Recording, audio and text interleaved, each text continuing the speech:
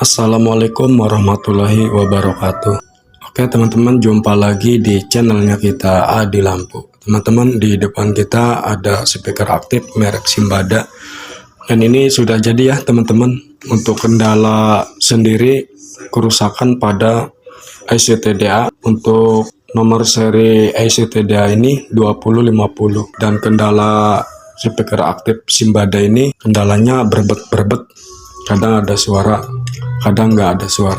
Oke teman-teman, semoga bermanfaat. Assalamualaikum warahmatullahi wabarakatuh.